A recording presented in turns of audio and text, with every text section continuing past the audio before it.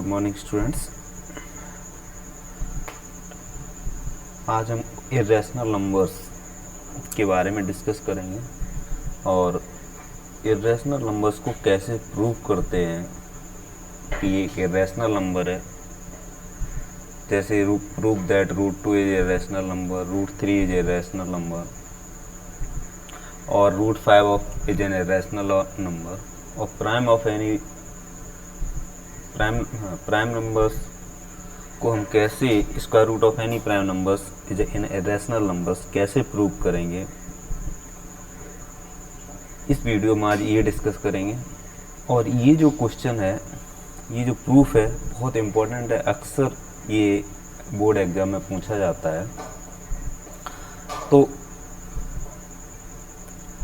हम step by step देखेंगे कि how to prove that root 2 is an irrational number या root 3 is an irrational number और root 5 is an irrational numbers और root of any prime numbers is an irrational number. How we prove that?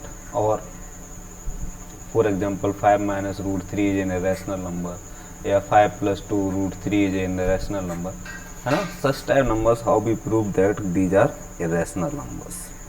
जितने भी ऐसे numbers होते हैं उनको हम कैसे प्रूव करते हैं कि ये इरेशनल नंबर्स हैं, आज वो हम इस वीडियो में डिस्कस करेंगे।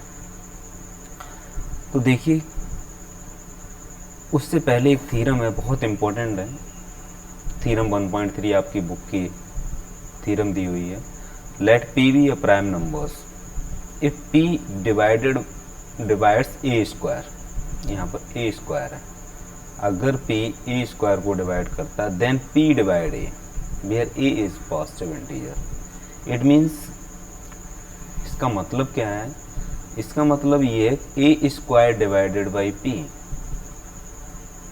If A square is divided by P then this imply that A is also divided by P. For example, here we consider any number 100 that this number is divided by 2 or this 100 is square of 10, so square root of 100 that is also divided by 2 means, इस theorem का मतलब समझ में आया? अगर ये 100 2 से divide होता है तो इसका स्क्वायर रूट, जिसका ये स्क्वायर है, वो नंबर भी 2 से डिवाइड होगा।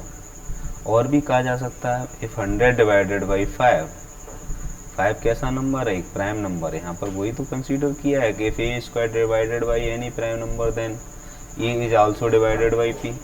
Similarly if 100 is divided by 5 means 100 किसका स्क्वायर है? 10 का square, so 10 is also divided by 5। तो इस थ्योरम का मतलब आपको समझ में आया होगा कि इस थ्योरम का मतलब ये है कि कोई नंबर अगर उस प्राइम नंबर से डिवाइड है तो उसका स्क्वायर रूट भी उस प्राइम नंबर से डिवाइड होगा। इस थ्योरम में ये कहा, और ये थ्योरम बहुत इंपॉर्टेंट है। जो हम आगे जो थ्योरम 1.4 प्रूव करेंगे उसके लिए थ्योरम बहुत इंपॉर्टेंट है। इस थ्योरम का यूज करके हम आगे वाली थ्योरमों को प्रूव करेंगे। तो इसलिए ध्यान रखना, इस थ्योरम में ये कहा गया है कि अगर कोई नंबर किसी प्राइम नंबर से डिवाइड होता है तो उसका स्क्वायर रूट भी उस प्राइम नंबर से डिवाइड होगा, या फिर जिसका वो स्क्वायर है वो नंबर भी उस प्राइम नंबर से डिवाइड होगा। एग्जाम्पल हमने यहाँ पर आपको बताया। अब देखो, इस थ्योरम का हम कैसे नेक्स्ट थ्योरम 1.4 में कैसे हम इसका यूज करेंगे। बहुत इंपॉर्टेंट थ्योरम है, theorem 1.4। Prove that root 2 is an irrational number. क्या प्रूव करना है? रूट 2 एक इरेशनल नंबर होता है। क्या प्रूव करना? रूट 2 एक इरेशनल नंबर होता है। तो देखो कैसे प्रूव करते हैं, कैसे स्टेप्स लिखने हैं। हमेशा वही स्टेप लिखने हैं सारे प्रूव करने में।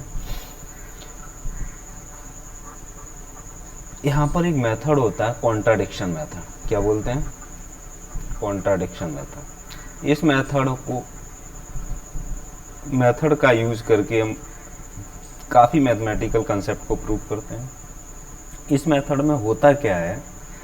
इस मेथड में पहले हम किसी चीज़ को कंसीडर कर लेते हैं कि वो ऐसा होता है, और फिर हम बाद में ऐसा कह दें कोई ऐसी कंडीशन आ जाए जो उस की प्रॉपर्टी को फॉलो नहीं करे, तो हम ये कह देते हैं ये अगर उसकी प्रॉपर्टी को फॉलो नहीं करता है, इसका मतलब ये उससे रिलेटेड नहीं होगा, मीन्स कॉन्ट्राडिक्शन हो गया। क्या हो गया? कॉन्ट्राडिक्शन, हिंदी में जिसे विरोधाभास बोलते हैं। क्या बोलते हैं? विरोधाभास। तो हम यहाँ पर क्या करना है, अब नंबर्स या तो रैशनल होगा या इरेशनल नंबर होगा। तो अगर हम √2 को ये प्रूव कर लें कि √2 इज अ रैशनल नंबर, और फिर बाद में हम ये प्रूव कर दें कि √2 जब रैशनल नंबर है और फिर वो √2 रैशनल नंबर है, तो √2 रैशनल नंबर्स की प्रॉपर्टी को होल्ड करना चाहिए। और अगर वो √2 प्रॉपर्टी को होल्ड नहीं करता, it means that is an irrational number. तो हम पहले ये देखते हैं कि ये रैशनल है या नहीं है। रैशनल कब होगा? जब ये रैशनल नंबर्स की प्रॉपर्टी को होल्ड करता होगा। तो हम ये कंसीडर कर लें, हम ये अज्यूम कर लें कि √2 इज अ रैशनल नंबर, और फिर हम ये दिखा दें कि ये √2 रैशनल नंबर्स की कंडीशन को फॉलो नहीं करता। और जब ये रैशनल नंबर की कंडीशन को फॉलो नहीं करता, तो इसका मतलब क्या होगा? इरेशनल नंबर होगा। तो देखो लिखना, स्टेप्स कैसे लिखने हैं। Let √2 is a rational number. √2 is a rational number. If √2 is a rational number, it means √2 equal to P upon Q की फॉर्म में होना चाहिए। और इनका जो HCF highest common factor PQ का क्या होना चाहिए? 1 होना चाहिए, या कॉमन फैक्टर क्या होना चाहिए? 1 होना चाहिए। इसको और सिंप्लीफाई करेंगे तो क्या आ जाएगा? √2Q equal to P। Now squaring on both side, squaring on both side, और जब हम स्क्वायरिंग करेंगे तो ये कितना हो गया? 2Q square equal to P square, और Q square equal to P square upon 2। It means P square divided by 2। इसका मतलब क्या निकला? P square is divided by 2। If P is divided by 2, it means according to theorem 1.3 P is also divided by 2, क्योंकि 2 एक prime number है। और अगर square अगर प्राइम नंबर से डिवाइड होता है तो स्क्वायर रूट भी उसका प्राइम नंबर से डिवाइड होगा। और जब ये P 2 से डिवाइड हो रहा है, इट मीन्स P किस फॉर्म में होगा? 2C की फॉर्म में होगा। अरे 2 के मल्टीपल होगा ना, तो C तो कुछ भी हो सकता है। तो P की वैल्यू क्या होगी? 2C होगी। और इस P की वैल्यू को अगर हम यहाँ पर रिप्लेस कर दें तो देखो क्या आएगा हमारे पास? 2Q square equal to 2C whole square, और 2C होल स्क्वायर मीन्स कितना हो गया? 4C स्क्वायर, और 2 से 4 को कैंसिल करेंगे तो 2 2 जा means Q square equal to कितना आ गया? 2C स्क्वायर, और C स्क्वायर इक्वल टू कितना आ गया? Q square upon 2। It means यहाँ पर भी देखो क्या हमें दिख रहा है? Q square is divisible by 2। Means जब Q स्क्वायर डिवाइड हो रहा है, इसका मतलब थ्योरम 1.3 क्या कह रही थी कि Q भी 2 से डिवाइड होगा। और जब Q भी 2 से डिवाइड होगा तो Q होगा किस फॉर्म में? Q किस फॉर्म में होगा? 2D की फॉर्म में होगा। और P किस फॉर्म में होगा? 2C की फॉर्म में होगा। इट मीन्स यहाँ पर देखिए 2 दोनों में कॉमन आ रहा है। Common factor of P and Q क्या होगा? Common factor of P and Q क्या होगा? 2। बट जो हमने कंसीडर किया, अगर ये एक रैशनल नंबर है तो इसका कॉमन फैक्टर क्या होना चाहिए? 1 होना चाहिए। तो हमने जो कंसीडर किया है, बट जो हमने कंसीडर किया है वो क्या कंसीडर किया है? अगर ये एक रैशनल नंबर है तो इसका कॉमन फैक्टर 1 होना चाहिए, लेकिन यहाँ कॉमन फैक्टर क्या निकला? 2। तो हमने जो कंसीडर किया है अवर अजम्पशन, वो क्या हो गया? रॉन्ग। क्यों रॉन्ग हो गया? कि कॉमन फैक्टर हमारा क्या होना चाहिए था? कॉमन फैक्टर 1 होना चाहिए, लेकिन यहाँ कॉमन फैक्टर क्या आ गया? 2। इसीलिए जो हमारा √2 होगा वो एक रैशनल नंबर नहीं होगा। क्या नहीं होगा? रैशनल नंबर नहीं होगा। और जब ये रैशनल नंबर नहीं होगा, इट मीन्स होगा क्या फिर? ये एक इरेशनल नंबर होगा। तो यहाँ पर लास्ट में आपको एक है ना क्या लिखना है, hence our assumption is wrong because common factor of p and q is 2 but according to the definition of rational number common factor is 1, so root 2 is not a rational number, hence root 2 is an irrational number। सभी को मेरी बात समझ में आई? तो अब इस तरीके से इस क्वेश्चन को प्रूव करेंगे कि root 2 rational number irrational number कैसे होगा। अब बात ये आती है कि हमने रूट 2 को तो प्रूव कर दिया, और भी क्वेश्चन होंगे तो हम कैसे यूज करेंगे। अब समझना, एक क्वेश्चन और मैं आपको कराता हूँ जिससे आपको ये आइडिया लग जाएगा कि हम किस तरीके से स्टेप्स, और जैसे रूट 3 को प्रूव करना है, रूट 5 को प्रूव करना है, रूट 7 को प्रूव करना है, तो हम किस तरीके से प्रूव करते हैं।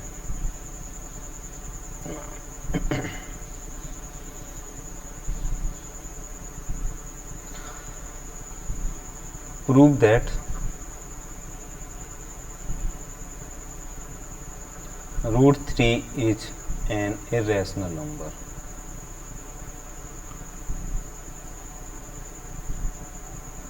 क्या प्रूव करना है? रूट 3 एक इरेशनल नंबर होगा, ये प्रूव करना है।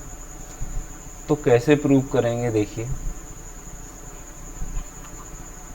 अभी हमने जो रूट 2 को प्रूव किया सेम स्टेप्स होंगे, बस थोड़ा सा चेंज आता है। वो क्या चेंज रहता है उसको समझने की कोशिश करेंगे आप लोग। हमने पहले क्या लिखा था? Let root 3 is a rational number. कैसा नंबर है? रैशनल नंबर है। और जब ये रैशनल नंबर है, इट मीन्स रूट 3 किस फॉर्म में होना चाहिए? p/q की फॉर्म में होना चाहिए। और जब pq की फॉर्म में होना चाहिए तो इसका कॉमन फैक्टर ऑफ pq कितना होना चाहिए? 1 होना चाहिए। और क्रॉस मल्टीप्लाई करेंगे root 3q equal to p, फिर अगर squaring on both side, squaring on both side solve करेंगे तो कितना आंसर आ जाएगा? 3q square equal to p square. और q स्क्वायर इक्वल टू कितना आ गया? p square upon 3। It means p square is divided by 3, means p is also divided by 3। और जब p 3 से डिवाइड होगा, p किस फॉर्म में होगा? 3c की फॉर्म में होगा। Now value of p put here, तो आंसर हमारा क्या आएगा? 3q square equal to 3c square, means 3q square equal to 9c square, means 3 3 जा 9, means q square equal to 3c square. और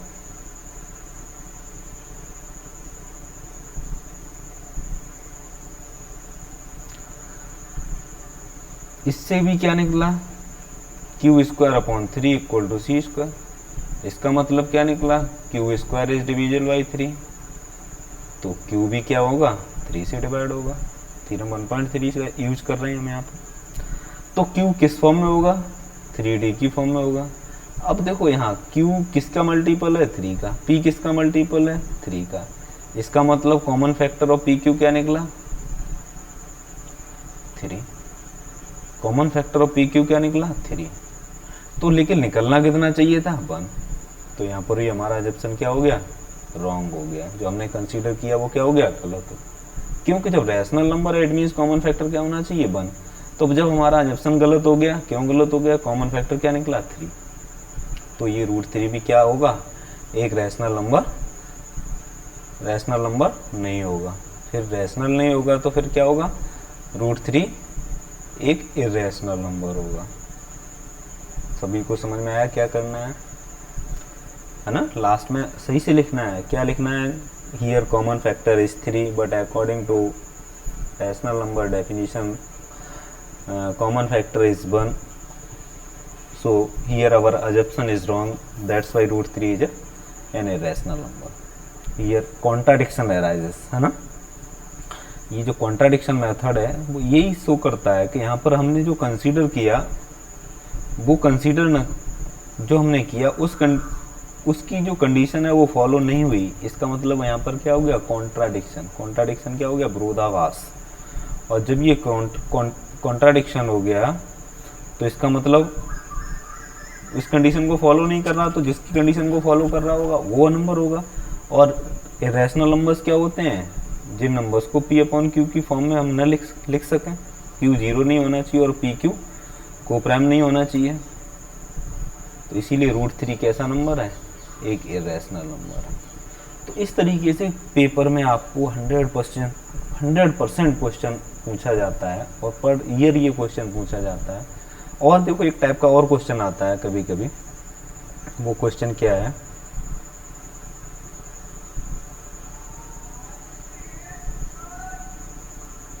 prove that 5 minus √3 is an irrational number. Is an irrational number.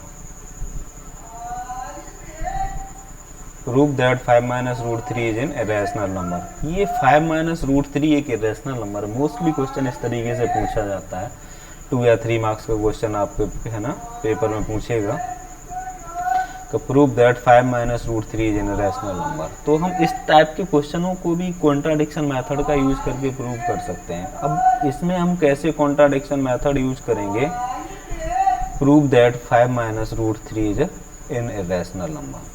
तो contradiction method यहाँ भी use करेंगे तो हम क्या कर लें, let 5 minus √3 is rational number, is a rational number.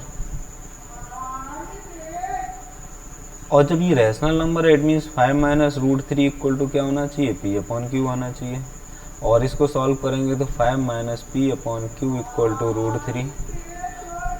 अब यहाँ पर ये देखिए जो 5 है वो कैसा नंबर है, रैशनल नंबर है। और P अपॉन Q कैसा नंबर है, रैशनल नंबर है। और √3 कैसा नंबर है, इरेशनल नंबर है। अब यही कॉन्ट्राडिक्शन स्टार्ट हो गया। कम रैशनल में से माइनस रैशनल करेंगे तो आंसर हमारा किस में आना चाहिए, रैशनल नंबर में आना चाहिए। लेकिन ये रैशनल में ना आके आंसर किस इक्वल टू किसके दिखा रहा है, इरेशनल। और ऐसा नहीं हो सकता कि रैशनल नंबर इरेशनल नंबर के बराबर हो जाए। और जब ये ऐसा नहीं होगा तो यहीं पर हमारा कॉन्ट्राडिक्शन अराइज हो गया। हमने कंडीशन तो क्या लेके चले, 5 minus √3 रैशनल नंबर, लेकिन हम जानते हैं ऑलरेडी √3 हमने प्रीवियस क्वेश्चन में प्रूव किया कि √3 एक रैशनल नंबर होता है। लेकिन यहाँ कंडीशन क्या आ गई, रैशनल नंबर 5 है, P अपॉन Q भी हमने क्या कंसीडर किया, एक रैशनल नंबर है। तो ये rational number minus rational number भी रैशनल नंबर होता है। तो फिर ये rational number equal to irrational number possible नहीं होता है। तो जब ये पॉसिबल नहीं होता तो यहाँ भी क्या हो गया, कॉन्ट्राडिक्शन हो गया। और जब ये कॉन्ट्राडिक्शन हो गया इसका मतलब क्या हुआ, 5 minus √3 क्या होगा, एक रैशनल नंबर होगा। बात मेरी समझ में आई होगी। तो इस टाइप के भी क्वेश्चन आपको पूछे जा सकते हैं और इस टाइप के क्वेश्चन भी हम इस कॉन्ट्राडिक्शन मेथड का यूज करके प्रूव करते हैं। तो ये कुछ इंपॉर्टेंट क्वेश्चन थे जो हमने डिस्कस ऑनलाइन क्लासेस में भी डिस्कस किए थे और हमने इसका एक वीडियो भी आपको इसीलिए बना के अपलोड कर रहे हैं। अगर कोई दिक्कत हो तो दोबारा आप इसको देख सकते हैं।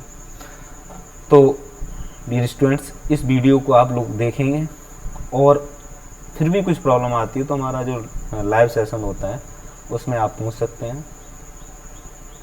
और अपने इस वीडियो को अपने दोस्तों में ज़्यादा से ज़्यादा शेयर करिए जिससे और बच्चों को भी फ़ायदा हो सके। धन्यवाद।